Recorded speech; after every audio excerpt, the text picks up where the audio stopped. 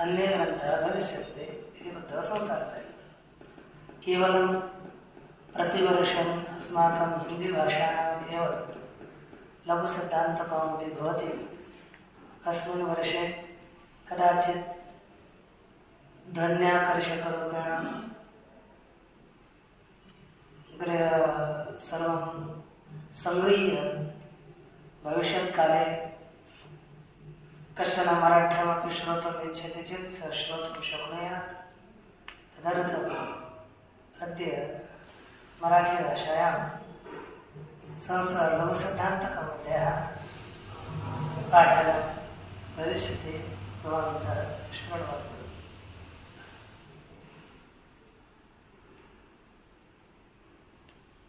इदानीं लघुसिद्धान्तकौमुद्याः विचारः प्रचलति। लघुसिद्धान्तकौमुदी ग्रन्थः संस्कृतभाषायाः व्याकरणम् अस्मिन् ग्रन्थे वर्तते। संस्कृतभाषा एषा भाषा पुरातना भाषा, प्राचीनतमा भाषा।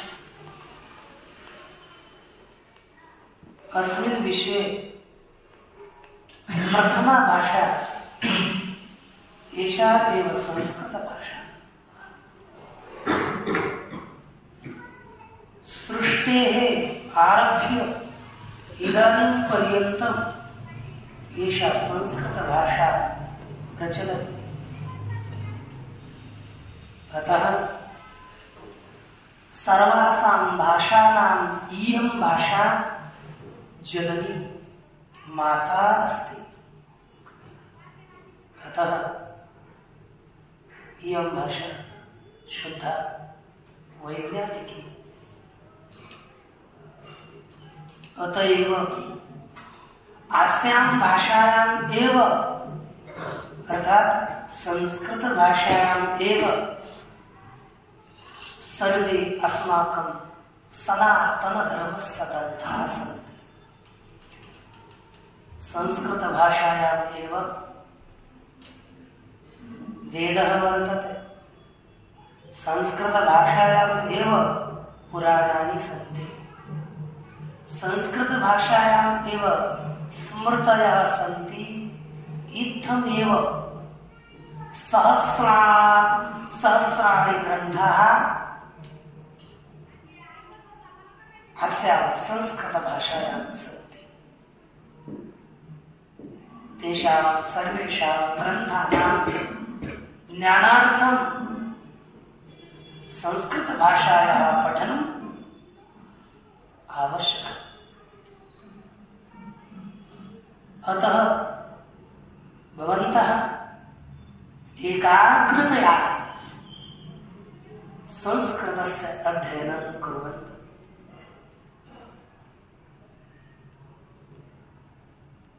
शास्त्रे तु उक्तं ब्राह्मणेन निष्कारणो धर्मः षडङ्गो वेदो अध्येतव्यः ज्ञेयश्च प्रधाने च। यदि वै ब्राह्मणेन साधकेन किं कर्तव्यं?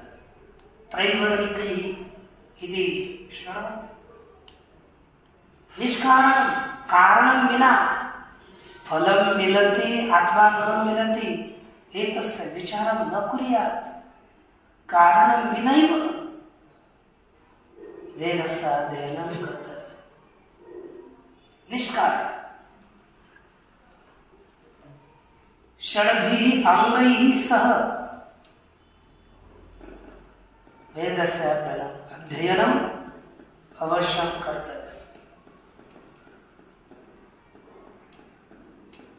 अतः तत्रापि प्रधान अंगे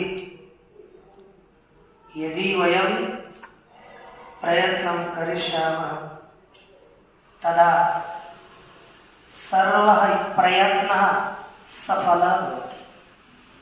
प्रधानं कार्यं यदि करिष्यामः तर्हि अन्यः प्रयत्नः सफलः भवति। अतः सर्वेषु अंगेषु प्रधानम् अङ्गं व्याकरणम्। अहं संस्कृतेन वदामि, जानन्ति? कठिनं न भवति, सरलं वदामि। यदि अहं वारं वारं संस्कृतभाषायां वदामि चेत् अनन्तरं भवतामपि संस्कृतभाषा सम्यक् भविष्यति। किञ्चित् कालानन्तरं भवन्तः सर्वे पटवः छात्राः भविष्यन्ति। पटवः अर्थात् चतुराः बुद्धिमन्तः छात्राः भविष्यन्ति। तदर्थं शृण्वन्तु, व्याकरणं सर्वेषु यथा अस्माकम् एतत् शरीरं वर्तते, मुखमस्ति, नेत्रे स्तः कर्णद्वयम् अस्ति, शरीरं वर्तते, पादौ स्तः हस्तद्वयमस्ति। तद्वदेव वेदस्य अपि एतानि अङ्गानि सन्ति। जानन्ति? तर्हि तानि कानि अङ्गानि इति आशङ्का भवति। तदा तस्य वेदस्य अङ्गानि शास्त्रे उक्तानि। तानि कानि? तानि कानि? ती कोणती? तर्हि तानि अत्र सन्ति। पश्यन्तु, लिखन्तु अपि, कण्ठस्थं करोतु। छन्दपादौ तु वेदस्य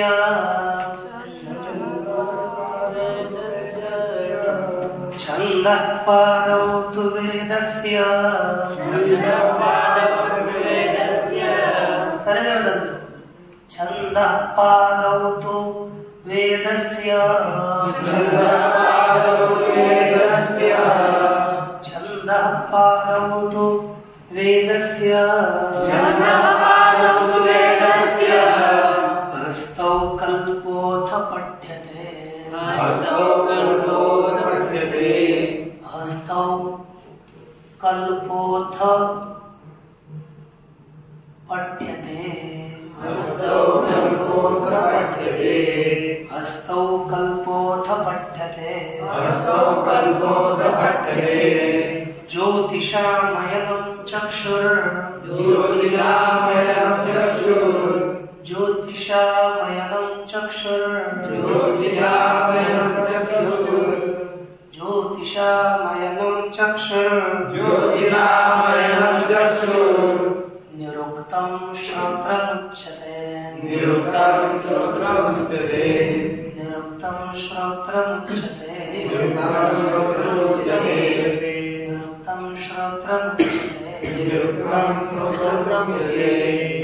निरुक्तं श्रोत्रमुच्यते शिक्षाग्रहणं तु वेदस्य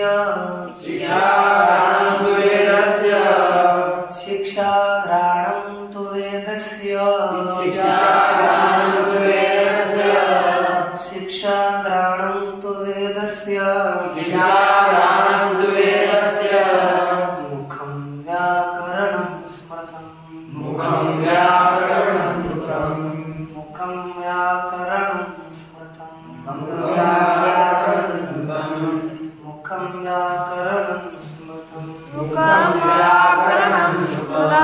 तस्मात्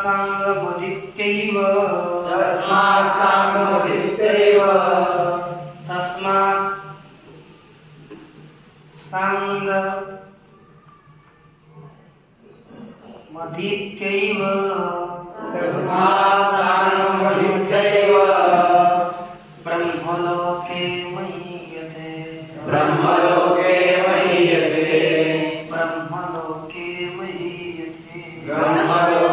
महीयते पश्यन्तु,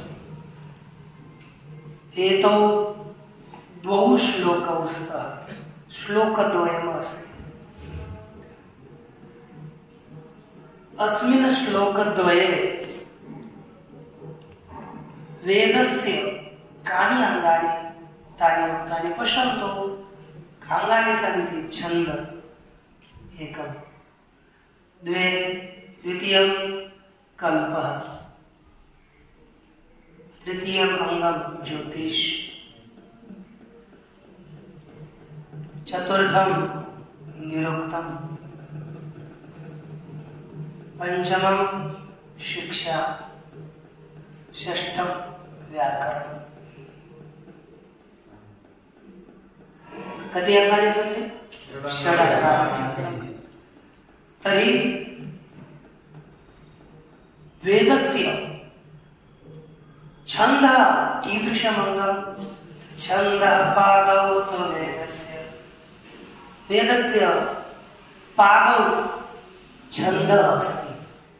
छन्द तथा अनुष्टुप् छन्दः, गायत्री छन्दः, आर्या छन्दः, इत्थमेव इन्द्रवज्रा, उपेन्द्रवज्रा, मन्दाक्रान्त, शिखरिणी, एतानि बहूनि छन्दांसि सन्ति. तर्हि सर्वाणि छन्दांसि वेदस्य पादौ स्तः.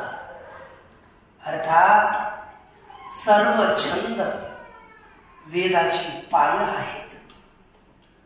अर्थम असं ना, वेदाची छंद पाय आहेत. अर्थ हे कथा, वेदाचे छंद, छंद वेदाचे पाय आहेत. अनंतरम हस्तौ कल्पोऽथ पठ्यते. हस्तौ का अस्ति? कल्पः, कल्पग्रंथ. ग्रंथाचं नाव आहे कल्प. कल्पग्रंथः अपि वेदस्य हस्तौ स्तः. हस्तौ अस्ति. कल्पग्रंथ वेदाचे हात सांगितले जातात, शिकविले जातात. म्हणजे वेदाचे हात कोण? कल्प. वेदस्य पादौ किं? ज्ञातं. वेदस्य हस्तौ अर्थस्य का नाम भूत? तृतीय. वेदस्य, वेद अयं शरीरधारी पुरुषः, तस्य नेत्राणि किं? नेत्रे किं? नेत्रं तर्हि ज्योतिषं. वेदस्य नेत्रं किं? ज्योतिष. ज्योतिषा अयनं चक्षु. ज्योतियों का अयन चक्षु. ज्योतियों का स्थान किसमें है? चक्षु. अर्थात ज्योतिष शास्त्र का स्थान चक्षु के स्थान, चक्षु में है. अर्थात ज्योतिष चक्षु है. ज्योतिष कौन है? चक्षु अस्ति. निरुक्तम श्रोत्रम उच्यते. निरुक्तम अर्थात एक निरुक्त ग्रंथ है. शब्दकोश छोटा है, लेकिन वो निरुक्त क्या कहा जाता है? श्रोत्र. निरुक्तम श्रोत्रम अस्ति. निरुक्त श्रोत्र है. ठीक. तर्हि इदानीं प्रश्नं पृच्छामि, भवन्तः संस्कृतेन उत्तरं ददातु. वेदस्य नेत्रं किम्? वदन्तु. वेदस्य नेत्रं ज्योतिषः अस्ति. वेदस्य श्रोत्रं किम् अस्ति? वेदस्य पादौ किम् अस्ति? वेदस्य हस्तौ किम् अस्ति? ज्ञातं?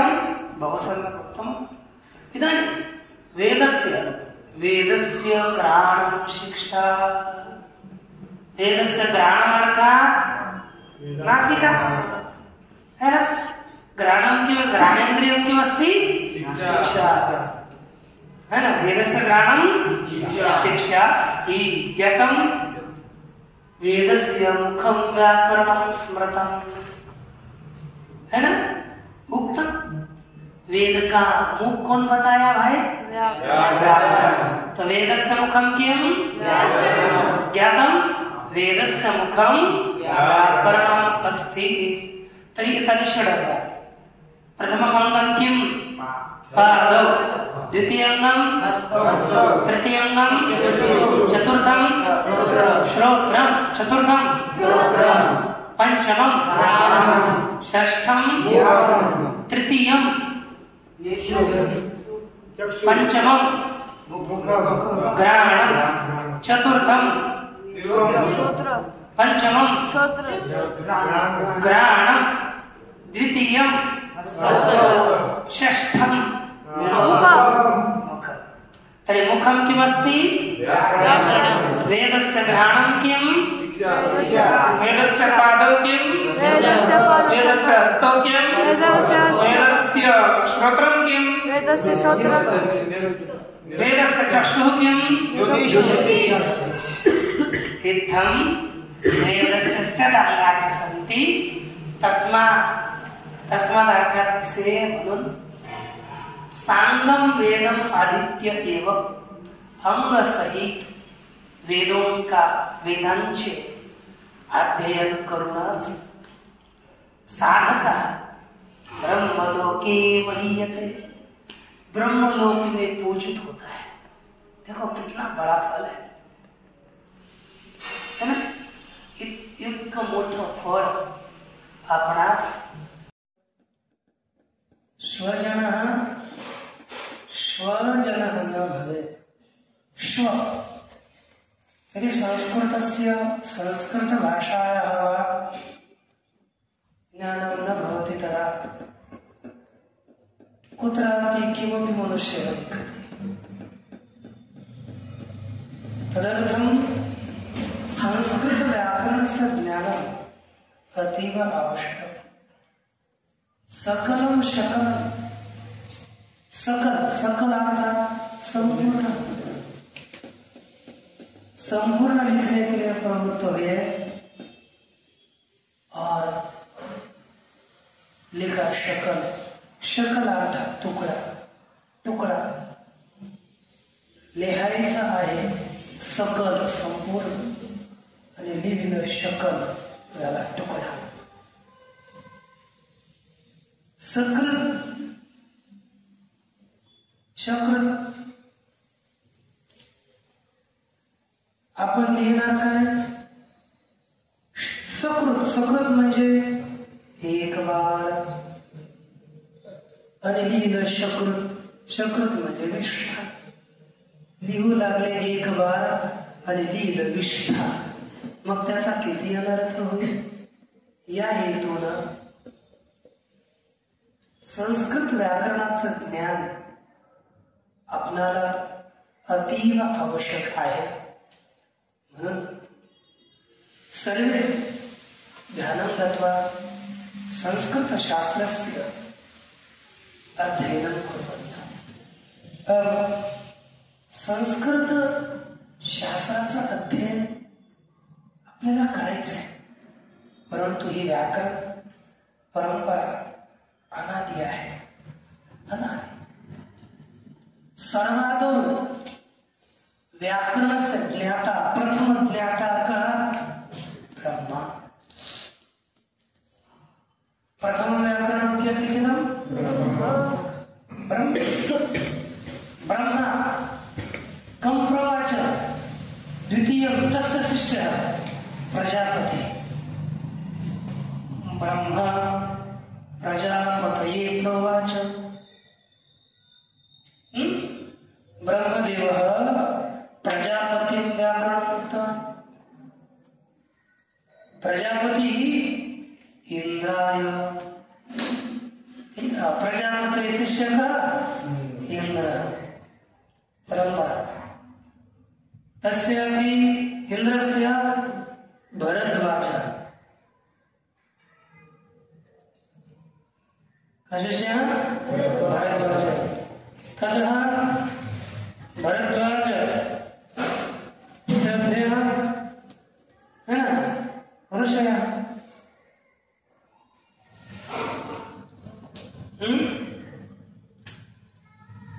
ऋषयः ब्राह्मणेभ्यः अर्थात भरद्वाज जी के शिष्य ऋषि तथा ब्राह्मणाः इति क्रमः इति। किंतु एक श्लोक प्रसिद्ध, कितने कितने कौन कौन से व्याकरण देखो। वरंतु ऐन्द्रम चांद्रम ऐन्द्रम चांद्रम काशकृत्स्नम ऐन्द्रम चांद्रम काशकृत्स्नम कौमारं शाकटायनं कौमारं शाकटायनं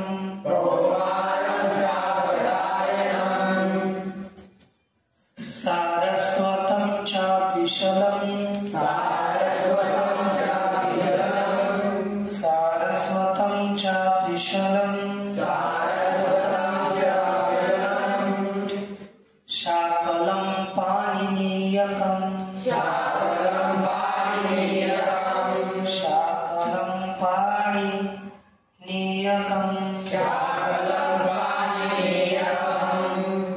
इतने व्याकरण। कौन कौन? पहिला व्याकरण आहे ऐंद्र। ऐंद्र अर्थात इंद्रानं केलेलं व्याकरण, इंद्रानं बनवलेलं व्याकरण ऐंद्र व्याकरण। दुसरं चांद्र व्याकरण, चंद्रजीनं लिहिलेलं व्याकरण चांद्र व्याकरण। काशकृत्स्न ऋषींनी लिहिलेलं व्याकरण काशकृत्स व्याकरण। कौमार कुमारांनी लिहिलेलं व्याकरण म्हणजे आपले सनत कुमार है ना, त्यांनी लिहिलेलं व्याकरण। शाकट मुनीने लिहिलेलं व्याकरण एकम ते त्रिणे चत्वारी पंच। षष्ठम सारस्वत, सरस्वतीने लिहिलेलं व्याकरण। का कमी लिहिलं असेल? साक्षात सरस्वती माता लिहिणार। अपिशल चापिशल, अपिशल मुनीने लिहिलेलं व्याकरण। शकल मुनीने लिहिलेलं व्याकरण शाकल। आणि शेवटी पाणिनीजीने लिहिलेलं व्याकरण, त्याचं नाव आहे पाणिनीय। या प्रकारे 9 व्याकरण आहेत। हे जरी 9 व्याकरण असले परंतु जेव्हा पाणिनीनं व्याकरण लिहिलं त्यावेळी सर्व व्याकरण दबली गेली। पाणिनी जेव्हा आले तेव्हा बाकी सर्व व्याकरणकार त्यांची व्याकरण तशीच लपली गेली।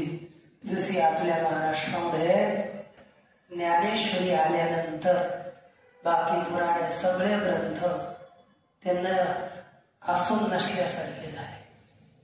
उत्तर भारतात तुलसी रामायण आल्यानंतर बाकी सर्व रामायण असून नसल्यासारखे आहे, कारण जास्त लोक तुलसी रामायण वाचतात। तसंच या ठिकाणी सगळे व्याकरण बंद पडली आणि आता एकच व्याकरण सुरू आहे, म्हणजे पाणिनीय व्याकरण। पाणिनीनं अनेक ग्रंथ निर्माण केले। प्रथम एक पाणिनीचा प्रथम ग्रंथ अष्टाध्यायी। का ग्रंथ? प्रथम ग्रंथ अष्टाध्यायी। अनंतरं कति ग्रंथाः सन्ति? एक अष्टाध्यायी। द्वितीयः गणपाठः ग्रंथ प्रथम। तृतीयः धातुपाठः। चतुर्थ है लिंगानुशासन। लिंगानुशासन पाणिनी महोदयस्य ग्रंथाः सन्ति। लिंगानुशासन, गुणादिसूत्र,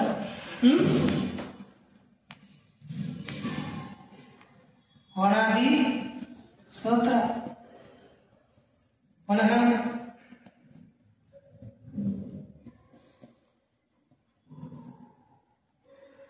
पाणिनीय शिक्षा,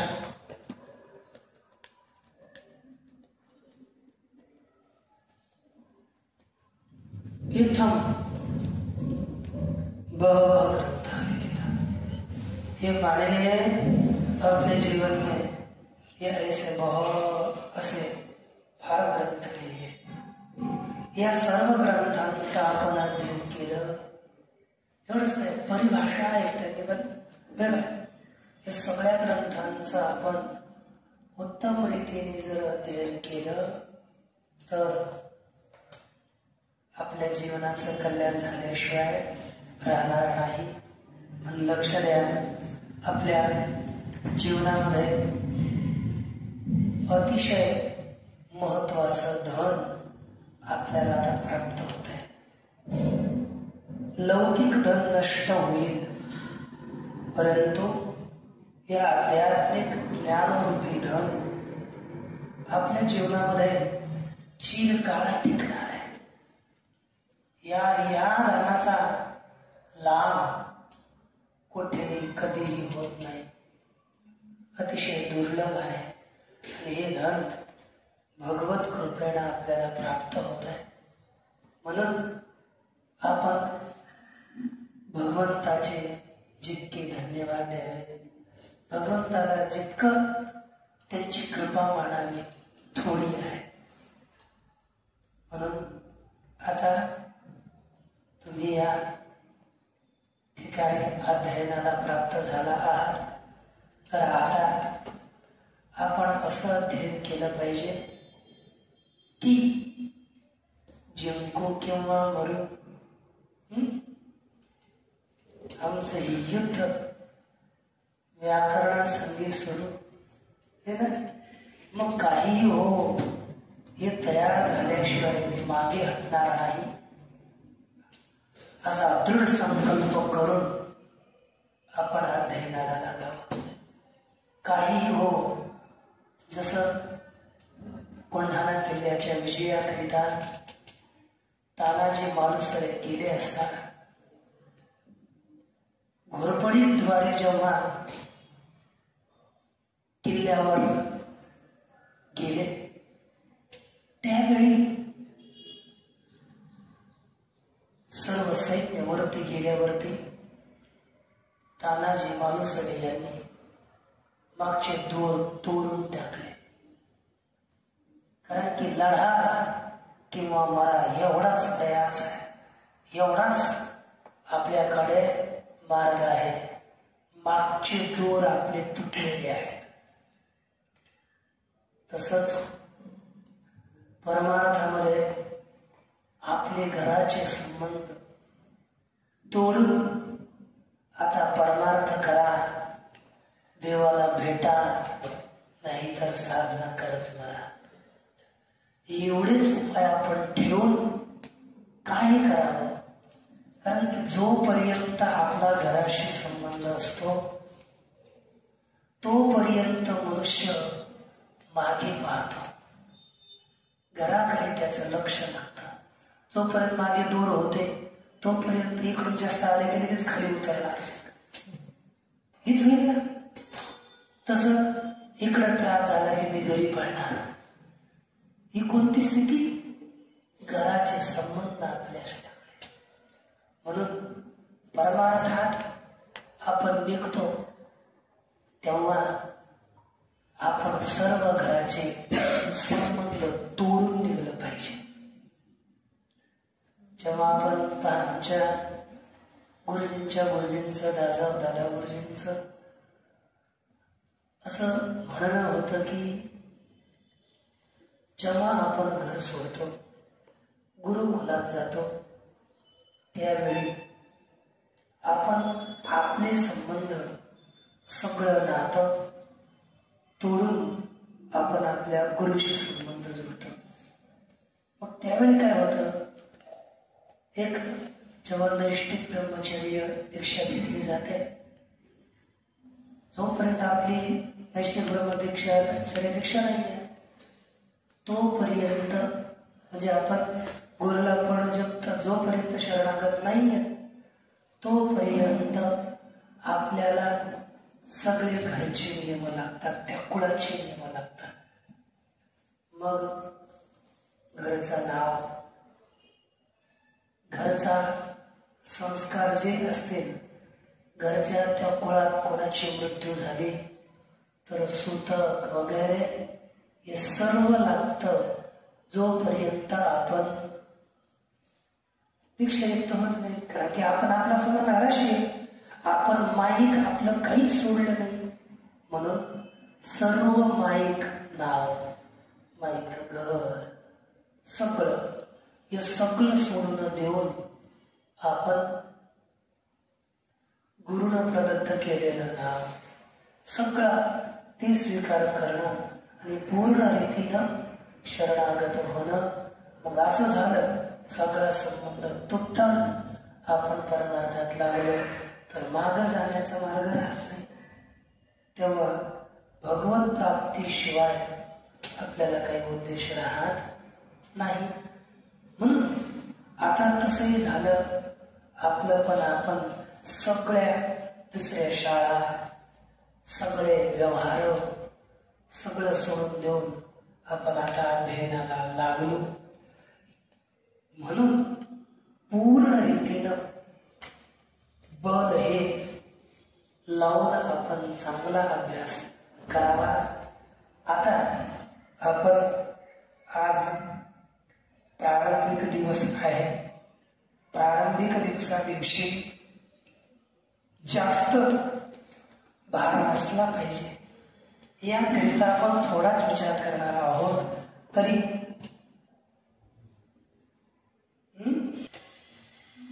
संस्कृत परत इदानीम् एतेषु व्याकरणग्रन्थेषु अतीव प्रधानः ग्रन्थः अष्टाध्यायी ग्रन्थः. ग्रन्थः अष्टाध्यायी, पाणिनीय अष्टाध्यायी. एकः अस्ति रुद्राष्टाध्यायी, सा अत्र ददायाः. पाणिनीय अष्टाध्यायी. अस्मिन् ग्रन्थे अष्ट अध्यायाः सन्ति. कति? अष्ट. अतः एव एतस्याः नाम अस्ति अष्टाध्यायी. कति अध्यायाः सन्ति? अतः किं नाम ग्रन्थस्य? अष्टाध्यायी. अस्मिन् ग्रन्थे अर्थात अष्टाध्यायी ग्रन्थे कति सूत्राणि सन्ति? चतुस्सहस्रम्. चतुस्सहस्र सूत्राणि. कति? चतुस्सहस्र सूत्राणि सन्ति. तर्हि 4000 चतुस्सहस्र सूत्राणि. हे इनका क्रम, यांचा क्रम थोडा वेगळा आहे. पाणिनीजीने लिहिलेला क्रम, त्यांनी लिहिलेला क्रम आहे.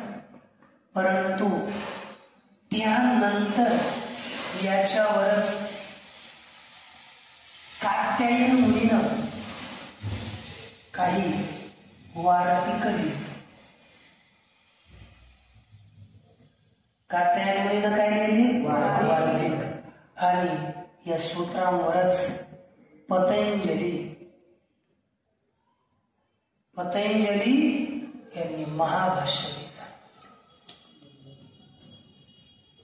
तरी पतंजली किं लिखितवान्? महाभाष्यं लिखितवान्. कात्यायनः किं लिखितवान्? वार्तिकले कर्मणि द्वितीया. प्रयोगं करोतु, केवलं नियम भोजनाय अस्ति वा तत्?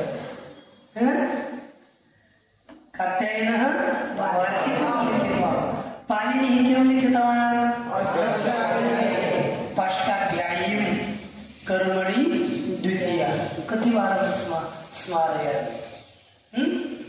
पाणिनिः अष्टाध्यायीं लिखितवान्. तत्र कति सूत्राणि सन्ति? किं वदिष्यन्ति? तदर्थमेव शनैः शनैः पाठयामि इदानीं. कात्यायनः किं लिखितवान्? पतंजलिः च लिखितवान्. महाभाष्यं लिखितवान्. पश्यन्तु, हे सर्व ग्रंथ लिहिल्यानंतर षोडश शताब्दीमध्ये अर्थात षोडश शताब्दो एकः भट्टोजी दीक्षितः किं भट्टोजी दीक्षितः अभवत्।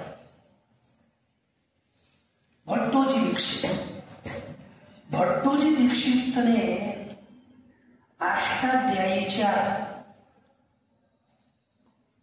सर्व सूत्रांचं मंथन केलं, विचार केला, विचार करून त्यांनी एक प्रक्रिया रूपी ग्रंथ निर्माण केला पहिला, त्याचं नाव वैयाकरण सिद्धांत कौमुदी।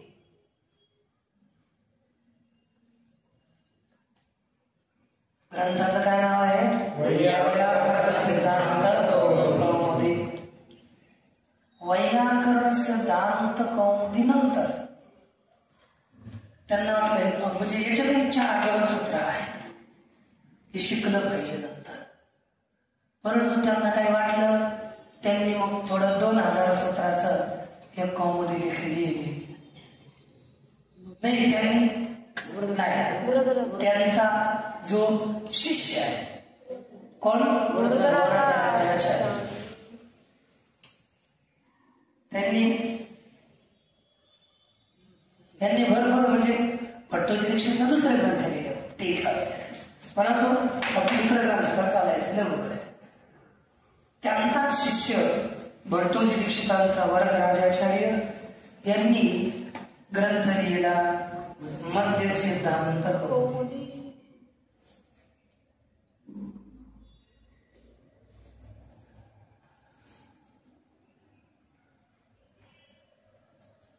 मध्य सिद्धांत कौमुदी हा ग्रंथ लिहिला। मग थोडे भट्टोजी दीक्षित थोडे नाराज झाले। ते म्हटले, जर तू आता मध्य सिद्धांत कौमुदी लिहिली, सगळे लोक मध्य सिद्धांत कौमुदीच शिकतील, सिद्धांत कौमुदीकडे कोणी मग प्रवृत्तच होणार नाही है ना। 20 सूत्रानुसार तदनंतर वरदराजाचार्य एकं तृतीयं ग्रन्थं लिखितवान् लघु सिद्धांत कौमुदी।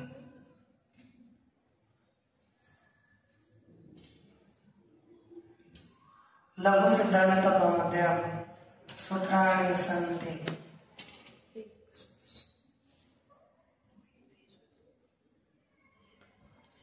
कति 1276 पंचादरित एकं सूत्रं द्विवारं त्रिवारं भवति तस्य भविष्यति तर्हि एतावत् सूत्राणि लघु सिद्धांत कौमुद्यां सन्ति। अब इसी छोटे से छोटे ग्रंथ का लघु सिद्धांत कौमुदी का विचार करेंगे। लघु सिद्धांत कौमुदी हा परिपूर्ण ग्रंथ नाही, हा छोटा ग्रंथ आहे, परंतु याच्यामध्येच आपली नानी आपल्या एकदम नानी याद येते, म्हणजे एकदम परिचय होतो। तसं होऊ नये, अतीव प्रेमानं या ग्रंथाचं अध्ययन आपण करावं। आता आपण या ग्रंथाकडे वळूया। या ग्रंथाच्या आरंभी श्री वरदराजाचार्यांनी एक श्लोक लिहिला, त्याला म्हणतात मंगल। कोणतंही काम करत असताना कार्याच्या आरंभी मंगलाचरण करावं असा श्रेष्ठांचा नियम आहे। कोणती लोक आपल्या गावाकडे काही काम सुरू करताना आवत असेल, रासन असेल, टिफण असेल, नांगर असेल, कोणतंही काम करताना गावाकडे लोक पूर्वी मी असताना, आता मी इथे नाहीये पण असताना काय म्हणायचे, गण गण गणपती काम लागो सुधी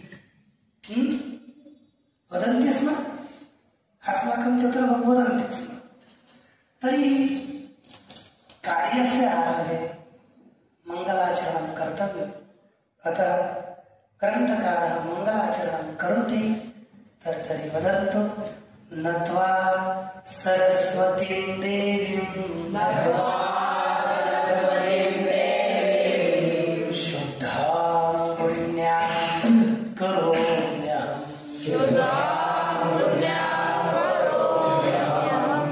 नत्वा सरस्वतीं देवीं शुद्धां पुण्यां करोम्यहम्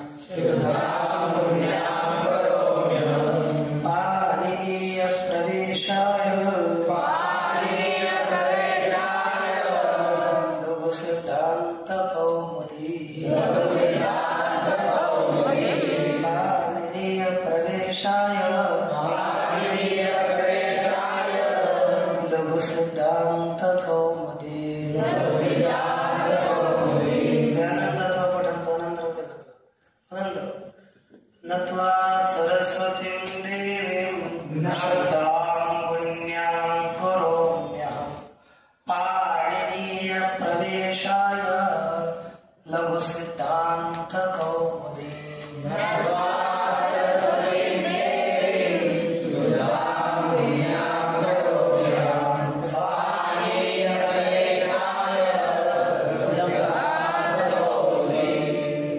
श्लोक पहिला ना, हा श्लोक आपण एकाग्रतेने वाचा आणि एकाग्रतेने तयार करा.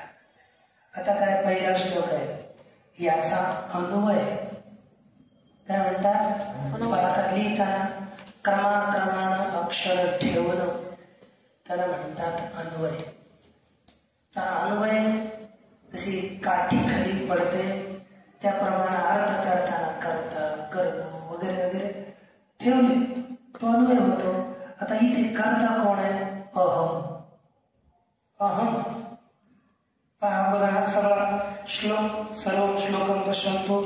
नत्वा प्रथमं पदं, द्वितीयं सरस्वती, तृतीयं पदं देवीं, चतुर्थं पंचमं षष्ठं करोमि. करोमि अहम, पृथक् कुर्वन्तु. करोमि अहम. अनन्तरं पाणिनीयप्रवेशाय लघुसिद्धान्तकौमुदी. इदानीम् अन्वयं कुर्वन्तु. लिखन्तु अहं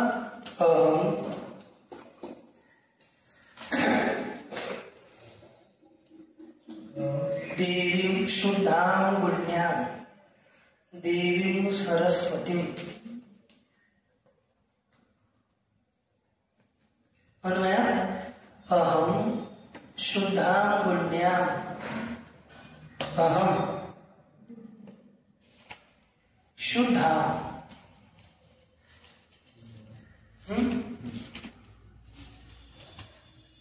पुण्यां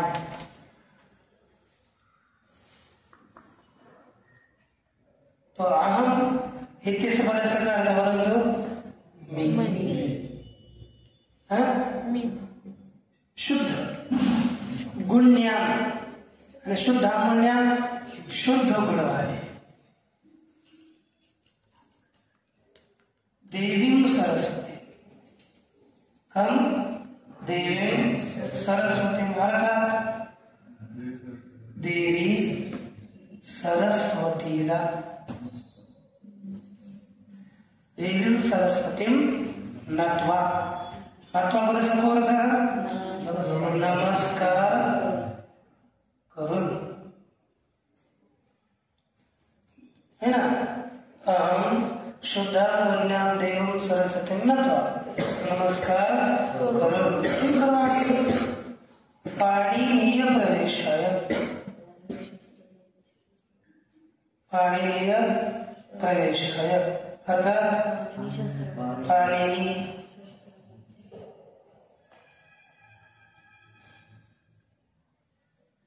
पाणिनीय शास्त्र में शास्त्रात प्रवेश अर्थात प्रवेश करण्याकरिता. किमर्थम प्रवेश करण्याकरिता. किम करोमि लघु सिद्धांत कौमुदी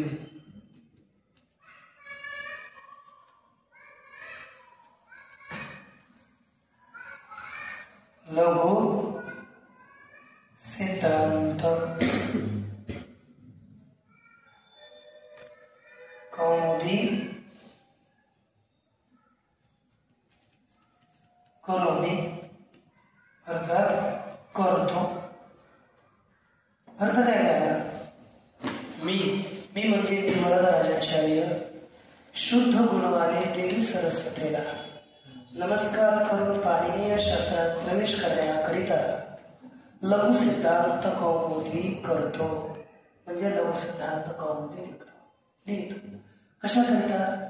पाणिनीय ग्रंथात प्रवेश करण्याकरिता. प्रथम हा श्लोक आहे. आता एवढा श्लोक आणि मग असे सांगितलेले सगळे श्लोक कंठस्थ करून हा असाच अर्थसहित तयार करून तुम्ही या. बाकी विचार आपण उद्या पाहणार आहोत. तर एक वेळेस खालचे जे 14 सूत्रे आहेत ते बोला, ते कंठस्थ करा, फार महत्वाचे आहेत. त्या 14 सूत्रावरच सर्व व्याकरण आधारित आहे.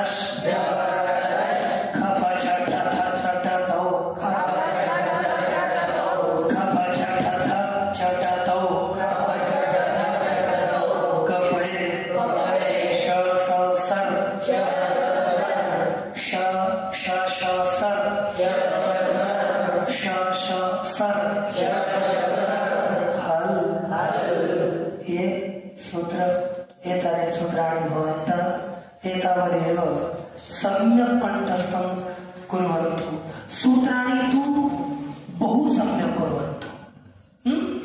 अनन्तरं श्वः पठिष्यामः, पश्यामः. ओम.